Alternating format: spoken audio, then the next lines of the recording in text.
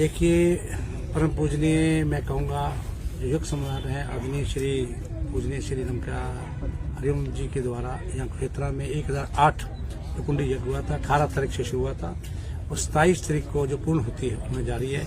मैं हाथ जोड़कर कुरुक्षेत्र की जनता से अनुरोध करूँगा कि कल जो है नमका पूर्ण होती 9 बजे यज्ञ शुरू होगा, 10 मिनट और 10:08 पर पूर्ण होती डलेगी। इसके लिए मैं कुरुक्षेत्र की जनता से मांगता हूँ। उसके बाद आरती होगी, आरती के बाद 12 बजे यहाँ पर लंगर लगेगा।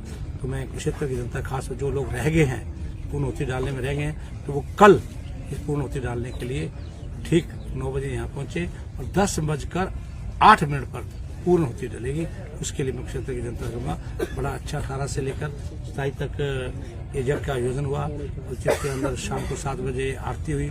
बहुत बड़ा ये आयोजन यहाँ पर हुआ, लाखों की तादाद में लोग आए और मैं अब क्षेत्र की जनता से कहूँगा जो लोग रह गए हैं वो कल 9 बजे आकर 10:08 की पूर्ण होती अपनी डाल सकते हैं। धर्मनगरी कुरुक्षेत्र में इतना बड़ा महायज्ञ हुआ जी, 1008 कुंडी का यज्ञ होना ये बहुत बड़ी बात है।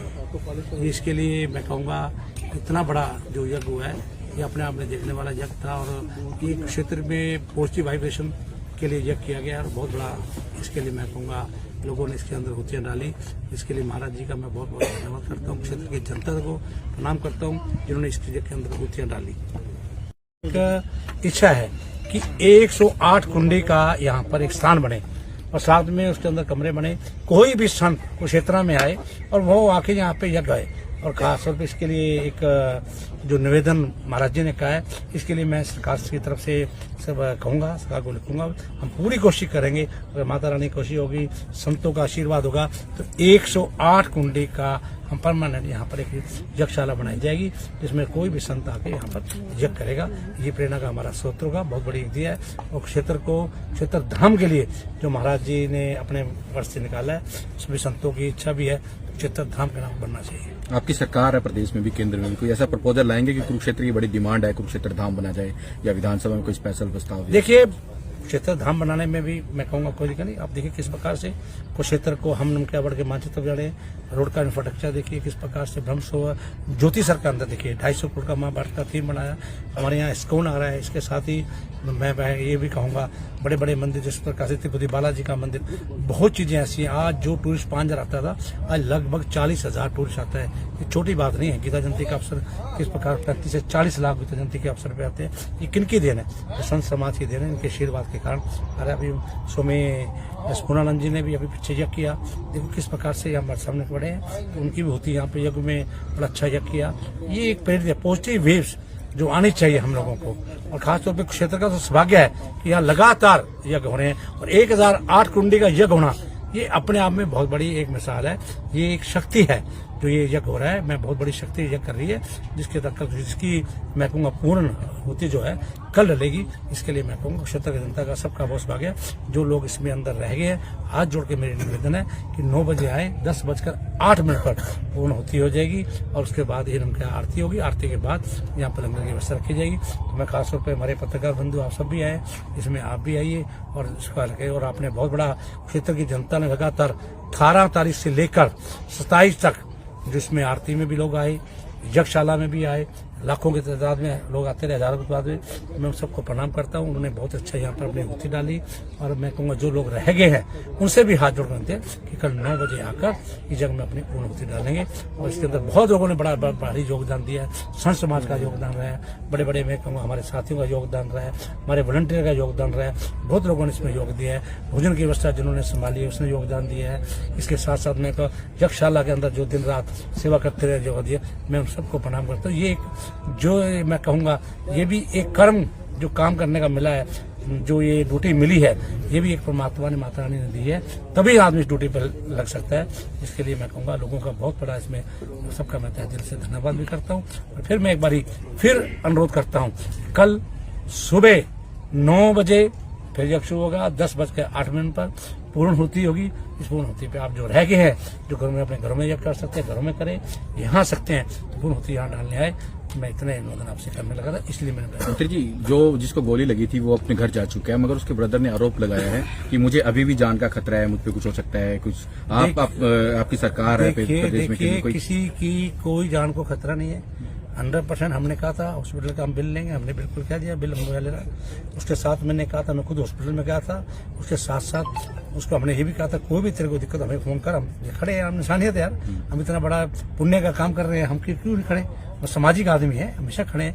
लेकिन ठीक है, किस प्रकार से जोश में हुआ, क्या हुआ, आप लोग भी समझते हैं, आप लोगों को पता है कि जोश में हुआ, लेकिन उसके तहत भी जो जिसने गलती की भी है, हमने कोई नहीं किया, सरकार ने निर्णय लिया है, आपके सामने अरेस्ट हुआ नहीं हुआ, कोई हमने इसमें नहीं किया अरेस्ट, और गलती किसी ने करी है तो गलती भी देगा, गलती भी देगा। लेकिन इसके लिए जो भी इसको देखो, इस पर को इस सामाजिक धार्मिक कार्य को किसी राजनीति में नहीं जाना चाहिए, धार्मिक कार्य को धार्मिक कार्य में रखना चाहिए।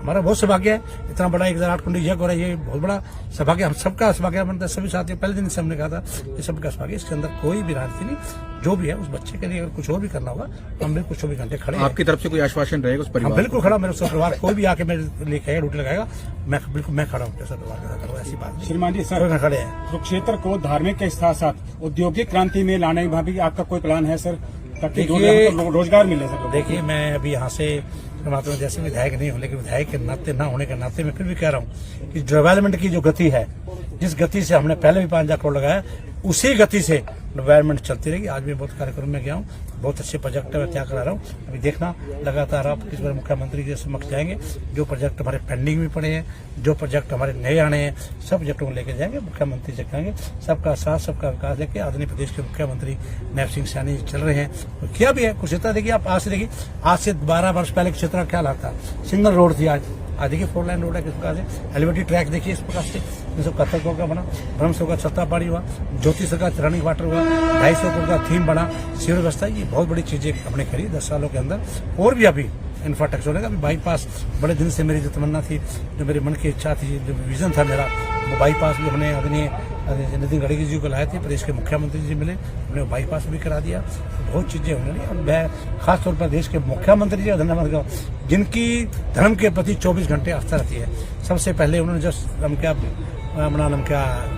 कुटिया में गए, अपना कभी कुटिया में वहाँ गए, वहाँ पे संतों का आशीर्वाद लेकर वहाँ पे तभी उन्होंने बैठे वहाँ पे। उसके साथ भी जब भी इलेक्शन लड़े हैं तो भी ज्योति सर से उन्होंने हमेशा वहाँ नमस्कार करके वहाँ से आशीर्वाद लेके गए हैं। इलेक्शन जिन मुख्यमंत्री बड़े तब भी कभी भी मुख्यमंत्री जी का हमेशा धर्म के प्रति रहा। कुरुक्षेत्र उनका अपना सिटी है, सीएम सिटी है, क्षेत्र को तो क्षेत्र धाम बनाने का पूरा उनके मन के अंदर इच्छा, बनाएंगे इसको धर्म धाम बनाएंगे। बताइए आप।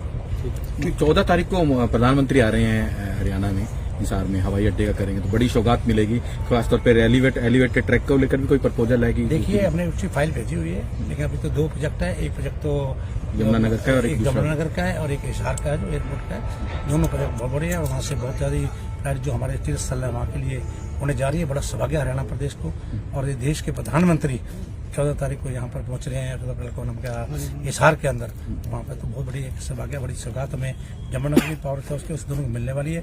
तीसरे हमारा एलिवेटेड ट्रैक की फाइल की हुई है, अगर वो हो जाएगी तो उनका प्रधानमंत्री जी के हाथों से इंतजार। हाँ, इंतजार हो रही है, प्रधानमंत्री जी ने करना है कि बहुत बड़ा 371 करोड़ रुपए का ये प्रोजेक्ट है, इसका करना भी लोगों, ये बहुत बड़ी बात है कि जब प्रोजेक्ट शुरू हो रहा था तो 2 हमारे नाम क्या अपोजिट विरोधी थे, वो कहते थे कि हवा में बातें हो रही है, कोई हवा में बात नहीं होती, सब कुछ है।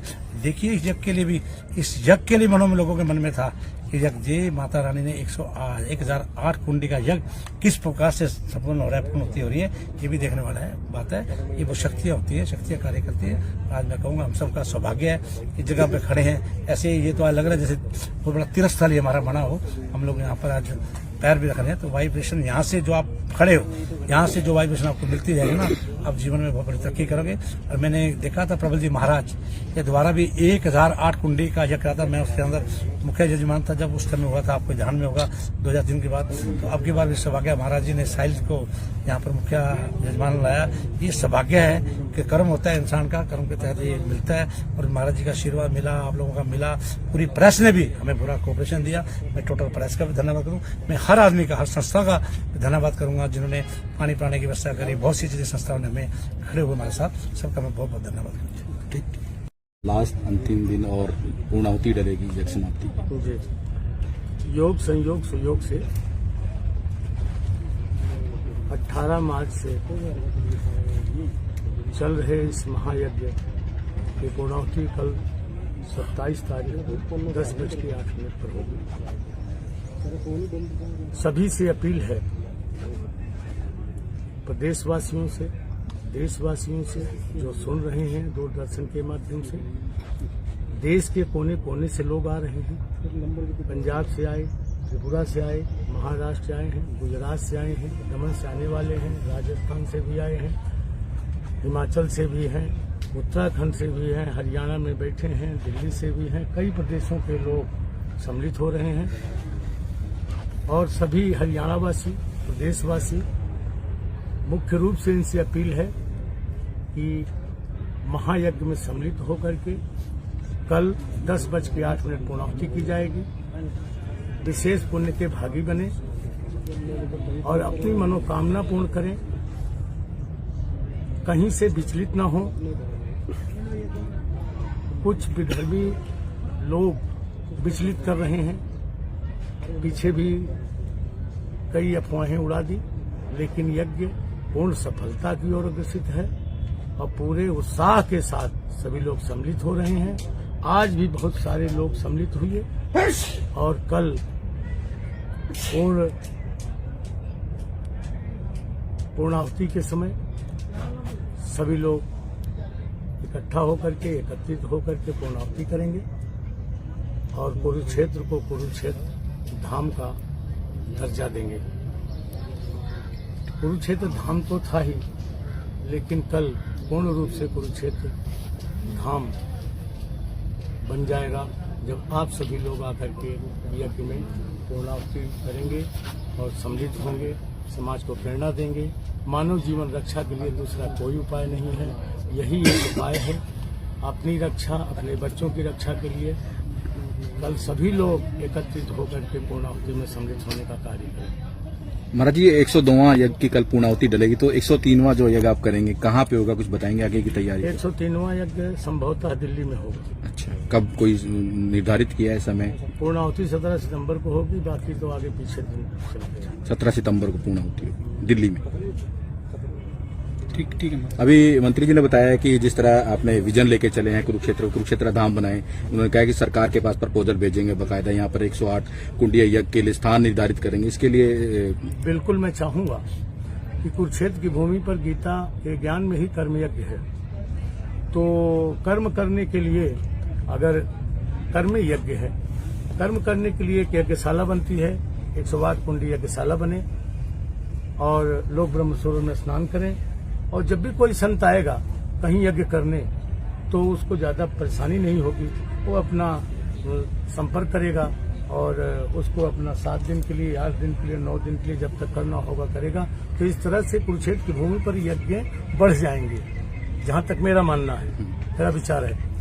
और 17 तारीख को यज्ञ दिवस घोषित करने के लिए भी मैं मंत्री जी के माध्यम से प्रयास करूंगा कि 17 सितंबर को हरियाणा सरकार यज्ञ दिवस घोषित करे, क्योंकि योग दिवस घोषित किया जा सकता है, मेडिटेशन दिवस घोषित किया जा सकता है, तो यज्ञ दिवस क्यों नहीं घोषित किया जा सकता? जिससे जीवन सुरक्षित होना है, जिससे जीवन मिलेगा, तो हम उस दिवस को क्यों नहीं मनाते? इसको लेकर कोई विजन चालू करेंगे? 17 सितंबर को यज्ञ दिवस के रूप में माना? 17 सितंबर को यज्ञ दिवस हम पीछे से मनाते आ रहे हैं। नहीं, आप कह रहे हैं कि सरकार घोषित करे, उसको लेकर कोई मिशन चालू करेंगे आप इसका? हाँ, बिल्कुल करेंगे। और उसके लिए हम मिलेंगे और जो है मैं प्रयास करूंगा कि हमारे एबीवीपी के अधिकारी हैं, राष्ट्रीय अधिकारी हैं श्रीनिवास जी, और आप मंत्री जी हैं, आप जानते ही हैं, तो मैं सबको लेकर के एक अपना आयोजन समिति जो इसमें सबको लेकर के एक बार मैं प्रयास करूंगा हरियाणा सरकार से भी मिलने का, और प्रयास करूंगा दिल्ली सरकार से, सभी सरकारों से मिलूंगा। क्या अन्य संस्थाओं से भी कोई बातचीत हुई है?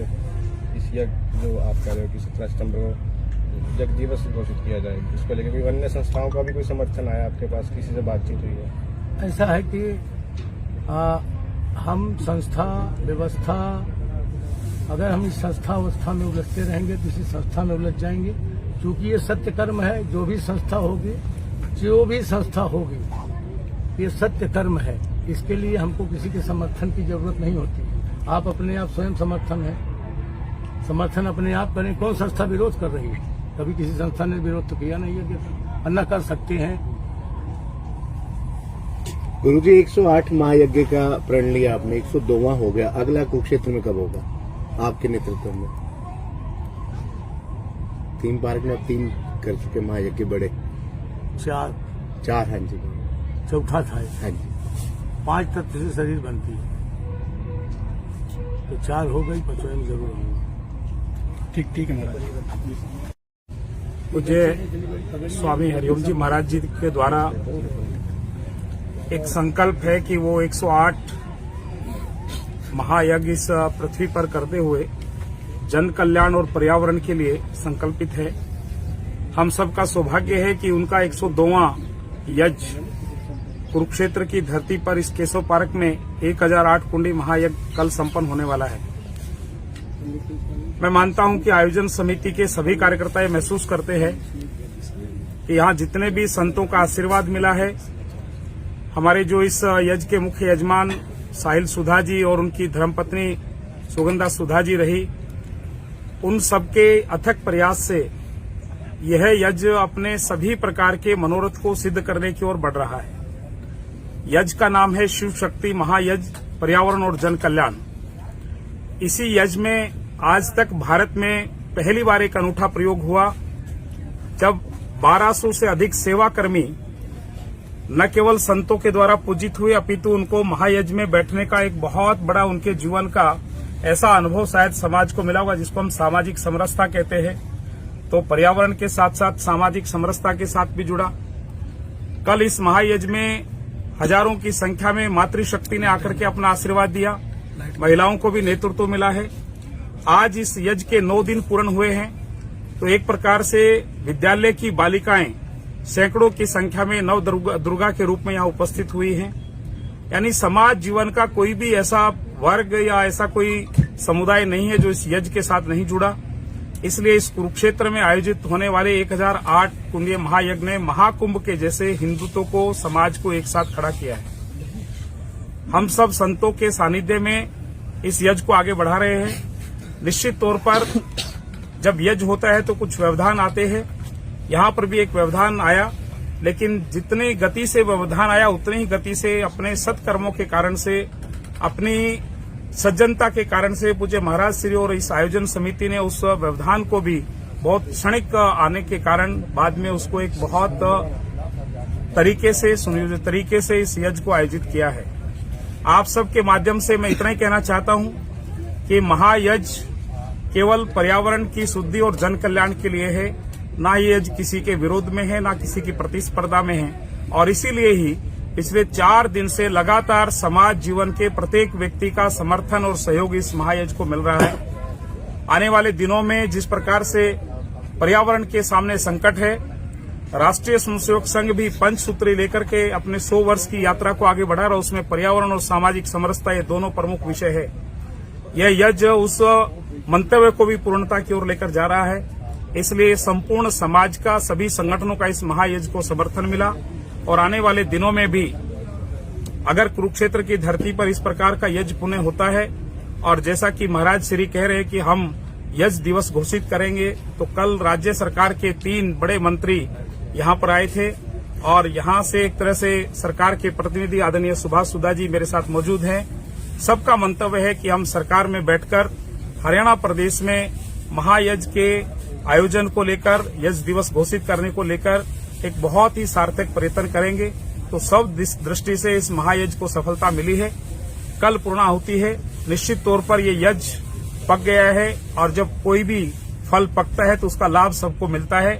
आप सबके माध्यम से संपूर्ण समाज को, संपूर्ण हिंदू समाज को मैं आह्वान करता हूं कि कल पूर्णाहुति में शामिल होकर इस पके हुए यज्ञ के फल के लाभ को प्राप्त करें।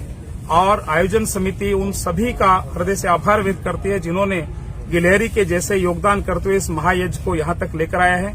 मैं पुनः कहना चाहता हूं कि यज्ञ सार्थक भी होगा, सफल भी होगा, पर्यावरण की शुद्धि के लिए भी, और मानव हृदयों को भी जागृत करते हुए यज्ञ के साथ जोड़ने का जो महाराज श्री का एक प्रयत्न है कि प्रत्येक व्यक्ति के मन में यज्ञ के प्रति भाव आए। और इस देश के आदरणीय प्रधानमंत्री भी अपने मन की बात में कहते हैं कि आप अगर पर्यावरण को बचाना चाहते तो जब भी मौका मिले यज्ञ में एक आहुति जरूर डाल दीजिए। तो यज्ञ में आहुति हम सब ने डाली है, और कुरुक्षेत्र हमेशा कर्म की बात करता है, कर्म प्रधानता की बात करता है। ये कर्म का यज्ञ हुआ है। इस यज्ञ को चारों दिशा से सार्थक परिणाम मिलने की ओर हम आगे बढ़े हैं। मैं एक बार पुनः मीडिया के मित्रों का भी, जिन्होंने संपूर्ण दिनों से लगभग 18 तारीख से लेकर आज तक हर संभव इस यज्ञ के प्रत्येक आयाम को जन जन तक पहुंचाने का एक बहुत बड़ा भगीरथी प्रयास किया है। तो मैं अपने सभी सुधी मीडिया के मित्रों को भी इस महायज्ञ के पुण्य को, आपको भी लाभ उसको मिलने वाला है, क्योंकि आपका भी इसमें योगदान है, आपकी भी आहुति है। तो मैं पुनः आयोजन समिति और पूज्य महाराज श्री की ओर से संपूर्ण समाज का आभार व्यक्त करते हुए इस यज्ञ के कल पूर्ण आहुति के समय सबके जीवन के कल्याण की कामना करता हूं। इतना ही निवेदन आज आप सबके सामने हम रखना चाहते हैं।